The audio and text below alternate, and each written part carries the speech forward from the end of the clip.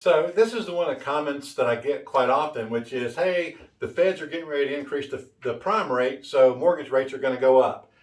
Actually, mortgage rates and prime rate, two completely different things. So mortgage rates typically are looking at a 30-year term, long-term interest rates.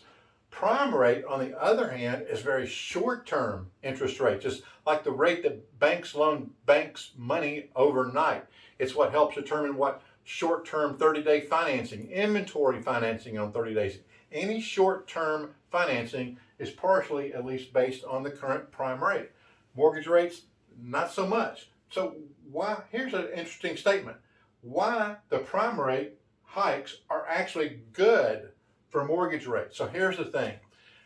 Mortgage rates hate inflation. It's just, if you think about it, mortgage rates are based on mortgage bonds. So the government goes out and auctions off all these mortgage bonds. They use that money to fund mortgage loans. So they're just selling bonds, raising money, and using it to do loans. So here's the thing. If you're buying a long-term bond for 30 years, if inflation is at 8 or 9%, do you really want to settle for a 3% return on your money? If inflation is 8 or 9%, you're guaranteeing yourself to lose 5 to 6% a year. So bond traders don't like inflation.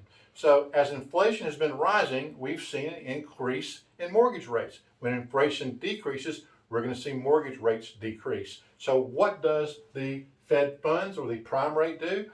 The feds use this as a tool to fight inflation. So what they're trying to do is to slow the economy down by raising these short-term rates, reduce the pressure on the economy for the purchase side, reduce inflation, which will in turn is good for the long term of mortgage rates. So very different. And right now, every time they raise the prime rate, that's good for mortgage rates. I hope that helps.